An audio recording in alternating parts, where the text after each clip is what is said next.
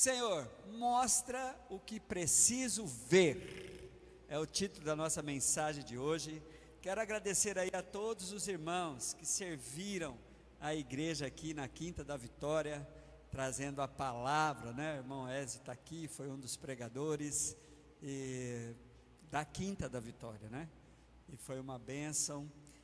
Quero mesmo agradecer. Eu quero dizer aos irmãos, mais uma vez, o que eu disse domingo, né? É muito bom deixar a igreja sendo assistida pela igreja, né? Eu gosto muito disso, me sinto assim bastante orgulhoso quando a igreja se dá conta de si mesmo, né? Eu conheço uma realidade no interior de São Paulo, quando o pastor tira de férias, eles convidam outro pastor para servi-lo durante aquele tempo ali. Eu falo assim, minha igreja não precisa não. Muito bom isso me traz um pouco de orgulho, um pouco de paz assim no coração. Gente, olha o que está escrito em Números 13, 33. Separei esse versículo aqui, vê se você acha a NVI aí, José. Tem uma, está na NVI, né? Tá certo, obrigado então. A Bíblia diz assim, separei Números 13, 33 para a gente pensar nisso. Senhor, mostra o que preciso ver. A Bíblia diz assim, vimos também os nefelins, isto é, os anaquins, diante de quem parecíamos gafanhotos aos nossos olhos e nós aos olhos dele, e aos olhos deles. Irmãos, é interessante isso. Por que eu estou chamando a atenção da igreja para isso? Eu tenho feito uma oração, esporadicamente eu faço essa oração e quero recomendar os irmãos a fazer essa oração, que tem a ver com esse título: Senhor, mostra o que eu não estou vendo nessa situação, mostra o que eu preciso ver nessa situação. Isso me deixa diante da possibilidade de ver então o que Deus quer que seja visto. Quero chamar a atenção nesse sentido, com relação ao que Deus quer que nós vejamos em nós mesmos. E por isso que separei esse texto, porque lá em Números 13 e Números 14, aparece aquela experiência quando Moisés mandou os 12 espias espiar a terra, para trazer boas notícias. Eles chegaram com as boas notícias, mas eles chegaram, irmãos, desta forma assim, versículo 27 do capítulo 13 de Números. Ele já agora trazendo o relatório, depois de vigiar, depois de estar sondando a terra por cerca de 40 dias, e deram o seguinte relatório a Moisés: entramos na terra a qual você nos enviou, onde há leite e mel com fartura, aqui estão alguns frutos dela, mas o povo que lá vive é poderoso, e as cidades são fortificadas e muito grandes. Também vimos descendentes de Enaque. Então o povo, eles chegaram, trouxeram um relatório, trazendo provas de que a terra era aquilo que Deus tinha prometido, mas não criam que Deus, eles se viam como pessoas insignificantes diante daquele povo. Então Deus, quando eu olho para esse texto, é muito interessante que nós vamos então ver o que Deus estava mostrando para dois indivíduos, principalmente para Caleb. Olhe comigo, por favor, no versículo de número 30 do capítulo 13. Então Caleb fez o povo calar perante Moisés e disse: subamos, tomamos posse da terra, é certo que venceremos. Irmãos, interessante isso. Depois, nesse mesmo contexto, no capítulo de número 14, no versículo de número 9, há de novo uma exortação por parte de tanto de Caleb quanto de Josué aqui: somente não sejam rebeldes contra o Senhor, versículo 9, e não tenham medo do povo da terra, porque nós o devoraremos como se fosse pão. A proteção deles se foi, mas o Senhor está conosco, não tenha medo deles. Queridos, interessante isso, não é? Porque o povo já tinha uma promessa, o povo já tinha a segurança de quem eles eram em Deus, mas como nós temos muitas fases de nossas vidas que nós estamos assim. As circunstâncias, as dificuldades, os gigantes que se levantam diante de nós, nos faz perder a visão daquilo que Deus nos mostra em nós mesmos, da capacidade que Deus nos deu para enfrentarmos essa situação, para vencermos essa situação. Há uma outra experiência de um outro indivíduo, que eu gostaria de chamar a atenção de vocês, lá em 2 Reis, capítulo de número 6, quero apenas dizer o contexto do capítulo de número 6 aqui, o versículo de número 17, 2 Reis 6,17, olha só, queridos, Eliseu orou: Senhor, abre os olhos dele, para que veja. Então o Senhor abriu os olhos do rapaz, que olhou e viu colinas cheias de cavalos e carros de fogo ao redor de Eliseu.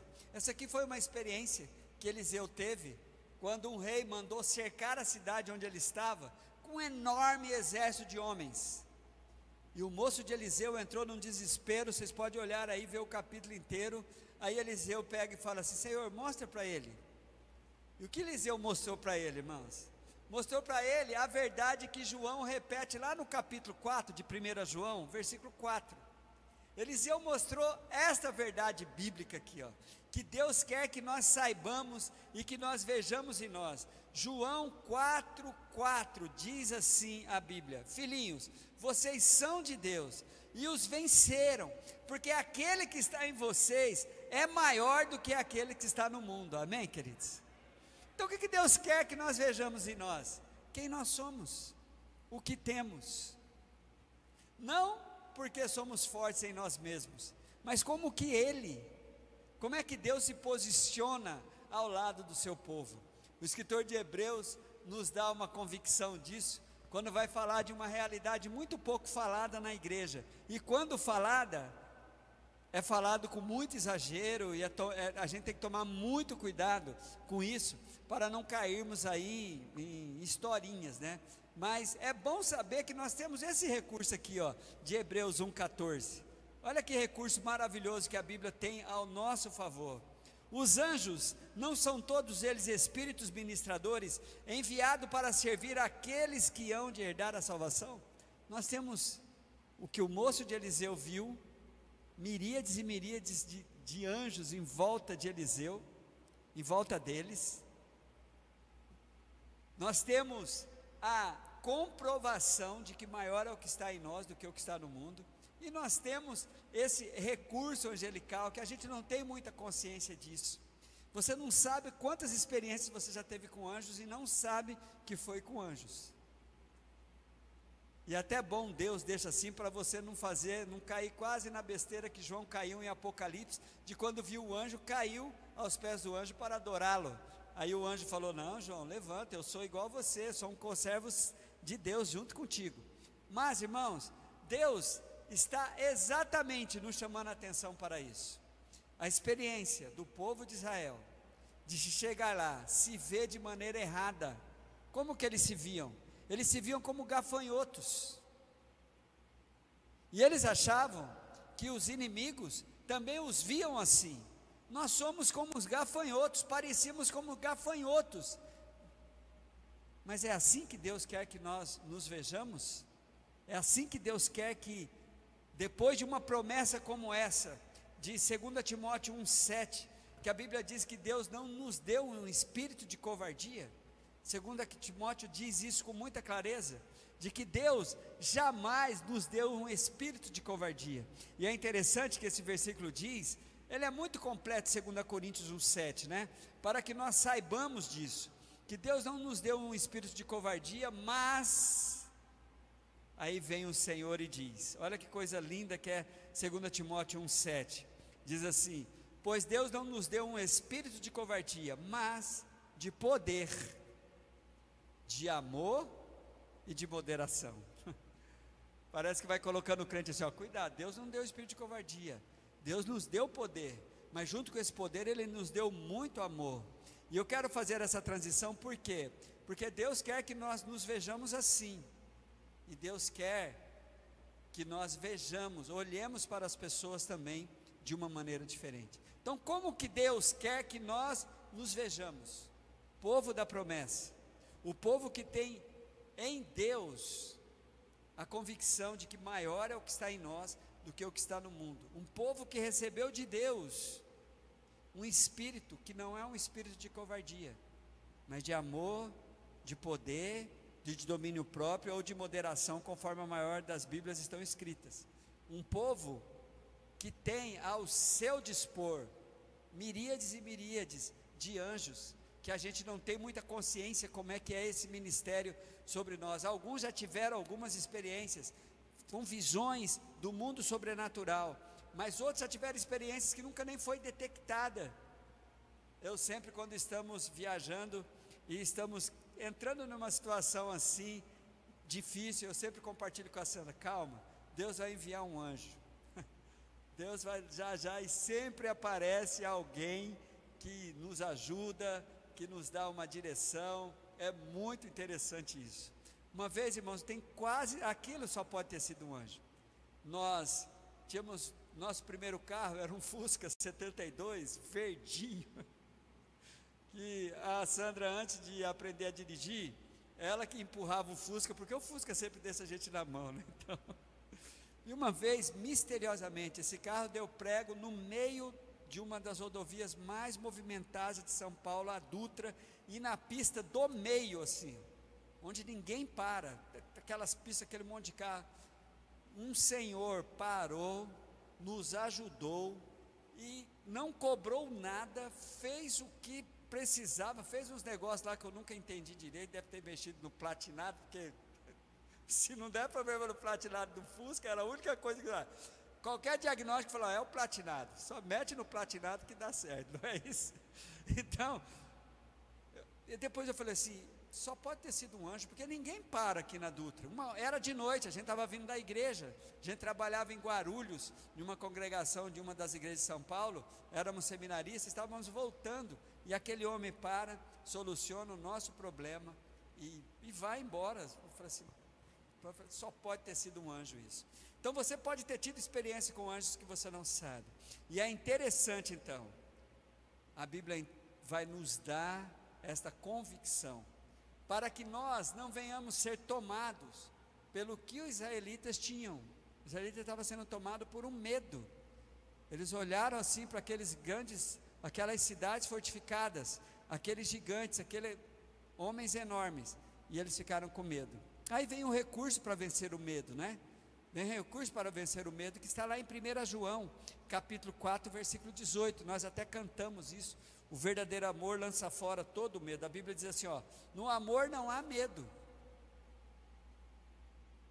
Se você lembrar que João disse que Deus é amor nesse mesmo capítulo, você vai tomar posse assim: em Deus não há medo, pelo contrário, o perfeito amor expulsa o medo. Então, o medo supõe castigo. O que o povo via diante daquela? Vamos ser destruídos aqui, vamos ser castigados por esses gigantes. Aquele que tem medo não está aperfeiçoado no amor, ou então não está aperfeiçoado no próprio Deus. Então, queridos, é muito bom nessa primeira proposta o que Deus quer que vejamos em nós. Agora, o que Deus quer quando você diz assim, ó: Senhor, mostra o que eu preciso ver no outro. Tem uma experiência de um personagem bíblico, que é a experiência de José do Egito, quando ele é vendido para um homem chamado Potifar, no capítulo de número 39 de Gênesis. Irmãos, interessante, quando José está passando pelo Egito, acontece isso daqui: Potifar compra José da caravana dos ismaelitas. José, os irmãos lembram muito bem que ele fora vendido pelos irmãos para aquela caravana de ismaelita. Quando está passando pelo Egito, Potifar compra José, e a Bíblia diz assim, ó, quero ler o versículo 4, versículo 3, quando este, falando de Potifar, percebeu que o Senhor estava com ele, e o que fazia prosperar em tudo que realizava, agradou-se de José e tornou-o administrador dos seus bens. Potifar deixou ao seu cuidado a sua casa e lhe confiou tudo o que possuía. Irmãos, isto é uma coisa interessante, sabe por quê? Enquanto todos, isso aqui para mim é um princípio bíblico. Enquanto todos viam em José uma pessoa traída pelos seus irmãos, vendido como escravo, ele era um escravo. Potifar viu em José o que Deus queria que fosse visto. Impressionante isso. É interessante de que, eis aqui uma boa oração para fazermos, para não cairmos num erro de um cara que não errava, que era Samuel. Vocês lembram de Samuel? No capítulo de número 16, quando ele foi, Deus mandou ele lá na casa de Jessé, ungir o rei. É interessante, eu acho que Deus fez de propósito para nos mostrar assim, olha gente, nem sempre aqueles que veem tudo, que sabem de tudo, vai acertar todas as vezes. Olha o que aconteceu com Samuel, gente. Abra lá a sua Bíblia em 1 Samuel, ou melhor, 2 Samuel, é primeiro mesmo, desculpa, estou confundindo aqui, capítulo de número 16. Olhe para o que aconteceu com Samuel, quando ele manda Jessé trazer todos os seus filhos, versículo de número 4,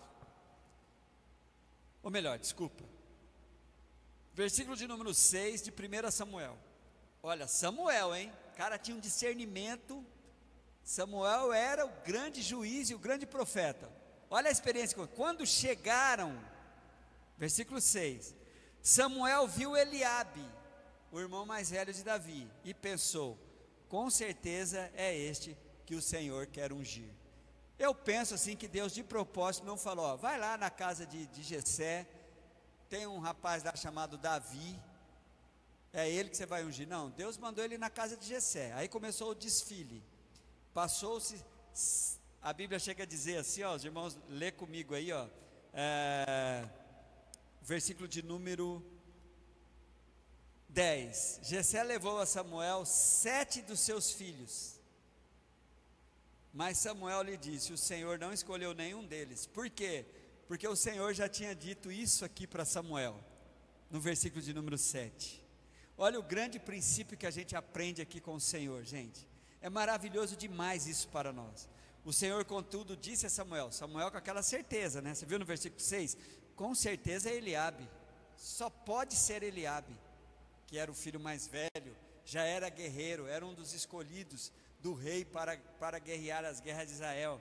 O Senhor contudo disse a Samuel, não considere a sua aparência, nem a sua altura, pois eu o rejeitei. O Senhor não vê como vê o homem vê a aparência, mas o Senhor vê o coração. Amém, queridos? Não é maravilhoso demais isso? Por que então, que é interessante, de todas as orações que você faz, você poder ter essa experiência de Potifar, de ver na pessoa o que Deus quer que seja visto, não o que você está vendo. Ou então, você não cair no erro de Samuel, é tão óbvio que só pode ser este. Aí Deus fala assim, não, não é este, porque você está com os padrões humanos, gente, e os padrões humanos nos faz errar muito, porque a gente quebra muitas vezes a cara, com o ditado popular que a primeira impressão é que fica. A primeira impressão só vai ficar se você não pedir para Deus mostrar o que Deus quer que seja visto. E eu vou te dizer uma coisa muito interessante, não parte de Deus mostrar os defeitos e as falhas das pessoas. O Senhor tem a tendência de mostrar para nós o melhor que aquele indivíduo tem. Sabe por quê? Porque Deus quer que eu batalhe, a verdadeira batalha da minha vida. Minha batalha não é contra o indivíduo e os seus erros. Minha batalha é contra as hostes espirituais da maldade, que quer que eu despreze essa pessoa, que quer que eu exclua essa pessoa, que quer que eu passe de largo pela vida dessa pessoa. Então é muito interessante o que Deus deu a Potifar. O que Deus deu a Potifar? A capacidade de ver em José o que Deus queria que fosse visto. O que Deus ensinou para Samuel? O profetão, o fera. Samuel, não é nos padrões. Deus não vê como você vê. É muito bom saber, né, irmãos? Que há uma possibilidade muito grande, Deus está sendo enganado pela aparência. Aí eu parto para quê? Eu parto para o Senhor. Senhor, o que o Senhor quer que eu veja? O que o Senhor quer que eu veja nessa pessoa? A Bíblia vai dizer então, que depois que Jessé leva todos os seus filhos, olhe para o versículo de número 11, de 1 Samuel 16, queridos.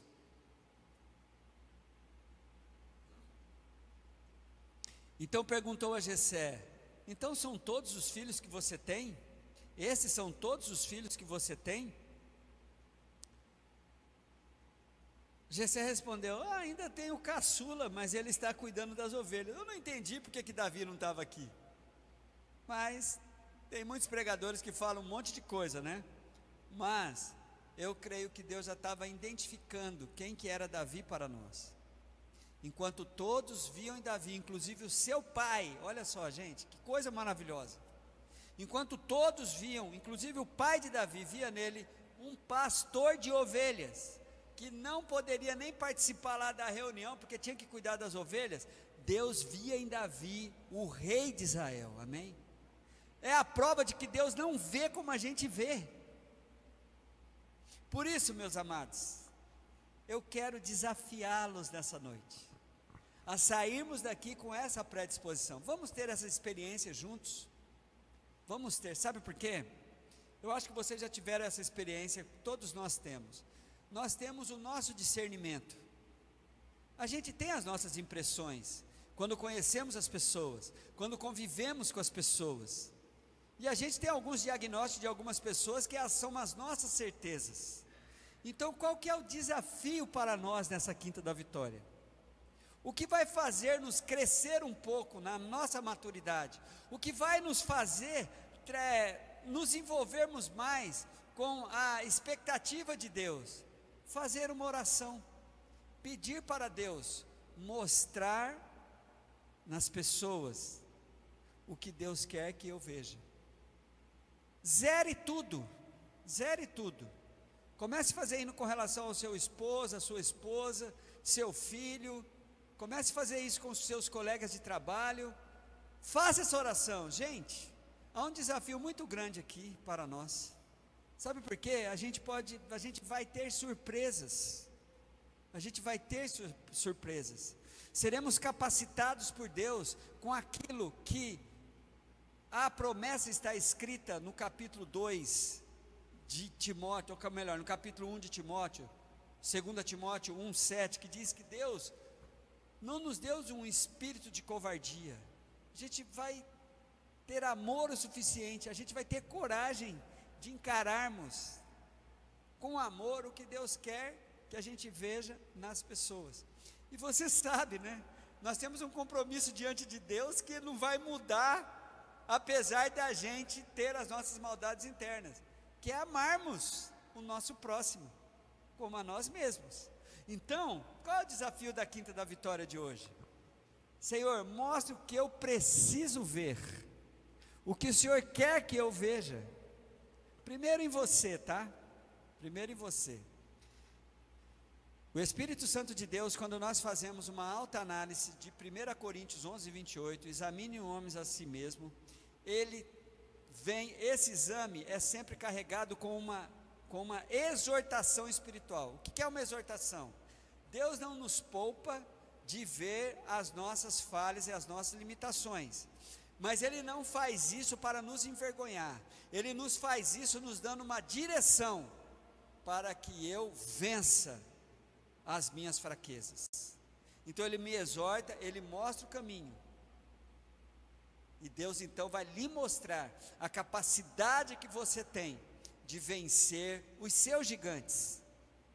A capacidade que você tem de ser um guerreiro e uma guerreira na promessa que Deus nos dá. E todas as promessas que Deus nos dá, Ele dá sempre com uma parceria.